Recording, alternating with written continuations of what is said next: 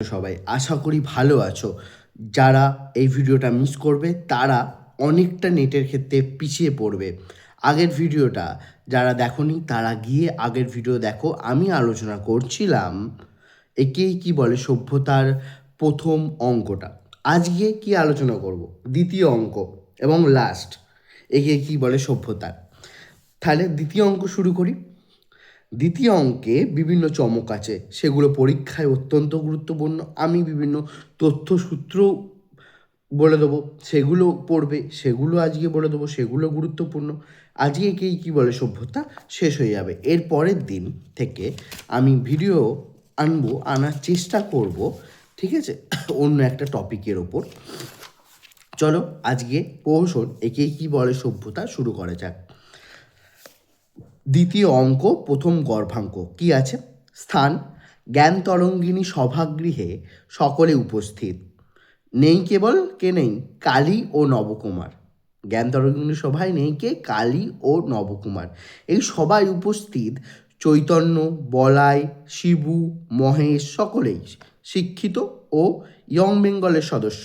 Important, কে কে উপস্থিত, কার নাম পাওয়া যাচ্ছে এবং তারা কোন সমর্থক, মানে কিসের সদস্য? ইয়ং বেঙ্গলের সদস্য, ঠিক আছে, জিওর ইয়ং বেঙ্গলের সদস্য।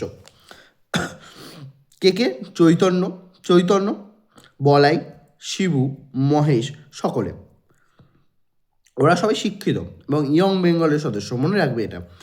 ঘড়িতে 9টা বাজতে 5 মিনিট বাকি। টাইমটা মনে রাখতে হবে। ঘড়িতে 9টা বাজতে 5 মিনিট বাকি দেখে নব ও কালী আসবে না ধরে নিয়ে সভার কাজ শুরু হয়ে যায়।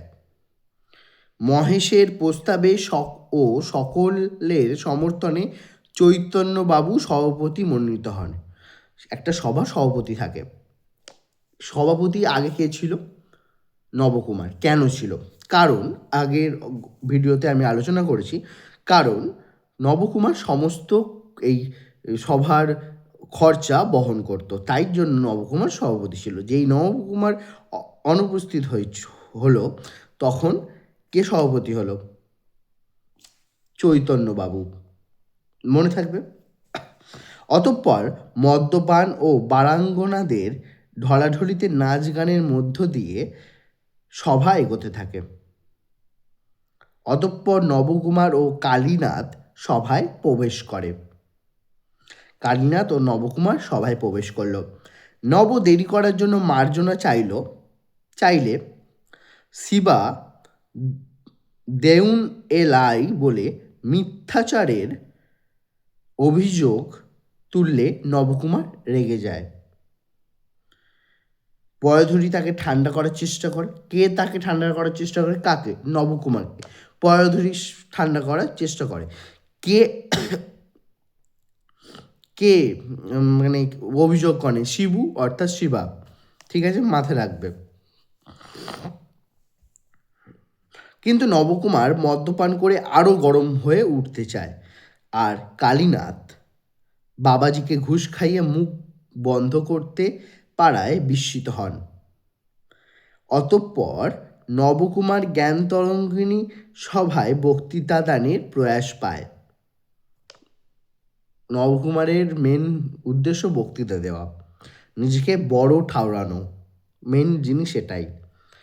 সূত্রাকারে তার বক্তব্য কী ছিল? একটু সূত্রের মাধ্যমে আমি জানি, ঠিক আছে। প্রথম বক্তব্য কী ছিল নবকুমারের প্রথম বক্তব্য নবকুমারের প্রথম বক্তব্য ছিল, আমরা সকলেই হিন্দু ঘরের সন্তান হলেও কুসংস্কার থেকে মুক্ত হয়েছে। আমরা দেবদেবীর পুত্তলিকা বা মূর্তি দেখে মাথা নোয়াবো না। নবকুমার যে বক্তব্যটা পেশ করেছিল মদ খেয়ে, সেই বক্তব্যটা বলছি। জ্ঞানের আলো আমাদের অন্ধকার দূরীভূত করবে। 2 নম্বর বক্তব্য তার। এ সভায় অভিপ্রায় সামাজিক সংস্কার সাধন। 1 নম্বর মেয়েদের এডুকেটেড করা, মেয়েদের স্বাধীনতা দান করা এবং জাতিভেদ প্রথা দূর করা। বিধবাদের বিয়ে দেওয়া। কত ভালো ভালো কথা বলছে নবকুমার, তারপরে শেষ পর্যন্ত কি করছে দেখো। দুমুখো কাদের বলে?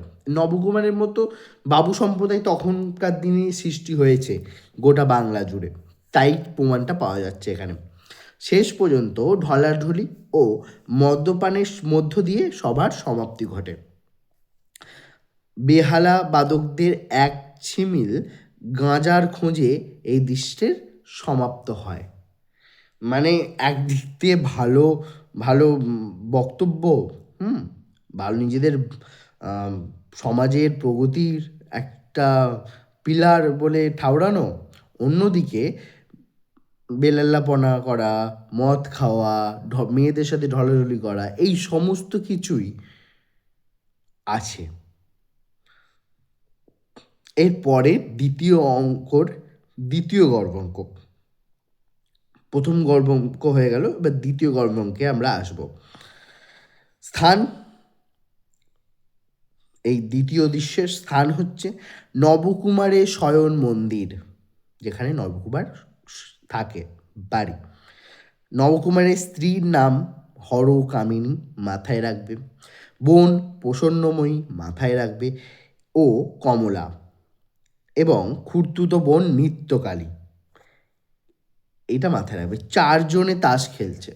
এই দৃশ্যের মধ্যে দিয়েও মধুসূদন দত্ত দেখিয়েছে তখনকার মেয়েদের স্বাধীনতাটা, মনোভাবটা। তারপরে তাদের কথাগুলোও শোনাবো, তাদের বক্তব্যটাও শোনাবো, লাস্টে বলবো। এবং একদিন জ্ঞান তরঙ্গিনী সভা থেকে ফিরেই বড় বোন প্রসন্নময়ীকে তার দাদা নবকুমার চুমু খেতে বলেছিল। সেই জ্ঞান তরঙ্গের থেকে সভা থেকেই তার দাদা নবকুমার ফিরে তার বোন প্রসন্নময়ীকে চুমু খেতে গেছিল। সাহেবরা বোনের গালে চুমু খেলে দোষ হয় না, আর এদেশীয়রা খেলেই দোষ।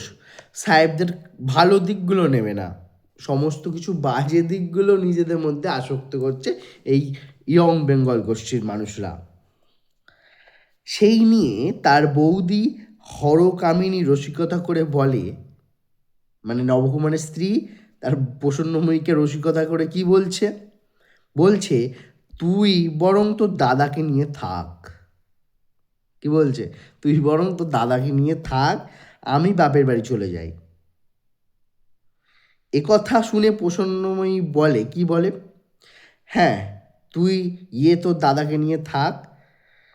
নিত্যকালী মন্তব্য করে, ইংরেজি পড়লে কি মানুষ এমন বেহায় হয়ে যায়? নিত্যকালী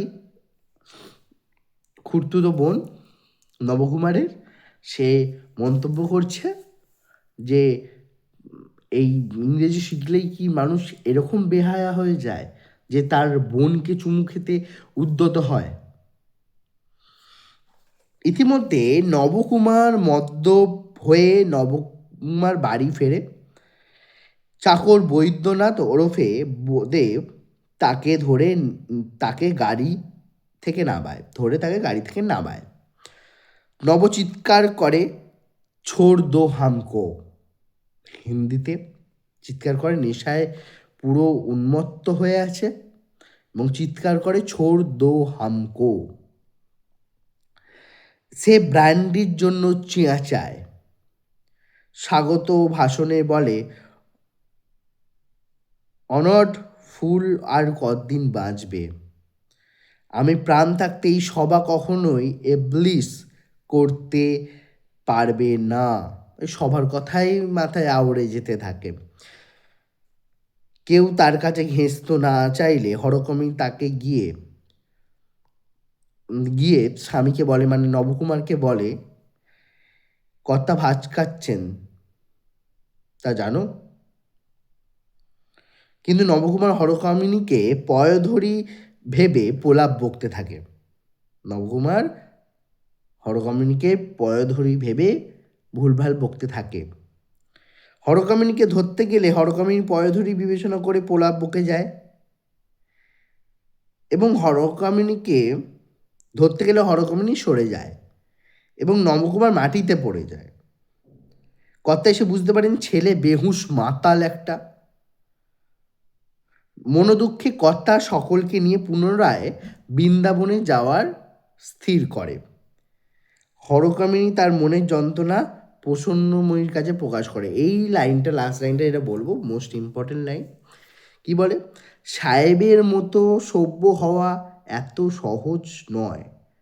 মাছ মাংস খেয়ে ঢলাঢলি করলেই সাহেব হওয়া যায় না। তার পরিণাম উচ্চারণ একে কি বলে?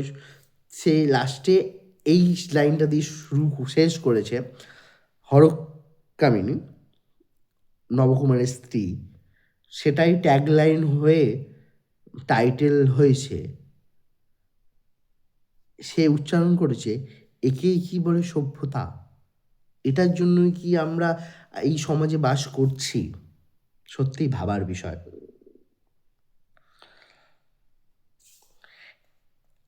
এই জিনিসগুলো আমাদের মাথায় রাখা উচিত যে নকল কোনটা করব, কোনটা দেখে অনুপ্রাণিত হব আমরা, সেটা আগে নিজেদের মনে নির্ধারণ করতে হবে।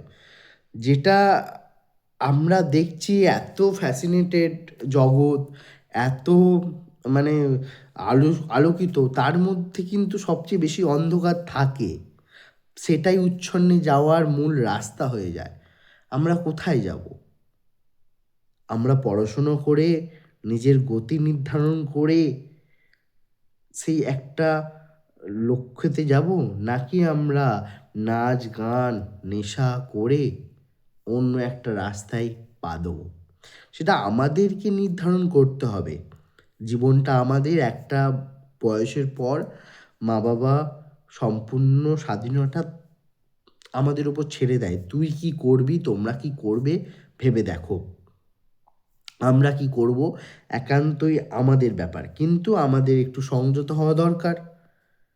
সংযত হয়ে আমরা যদি ওই উচ্ছন্নে যাওয়া, মদ খাওয়া, গাঁজা খাওয়া, এইটার বিরোধিতা করেই বলছি, যদি ওদিকে যেতে গিয়ে যদি আমি মূল লক্ষ্য, আমি পরিবারকে ভালো রাখার জন্য, সমাজকে এগোনোর জন্য কি করব, সেই ভাবনাটা থেকে বিচ্যুত হয়ে যাই, সেটা খারাপ।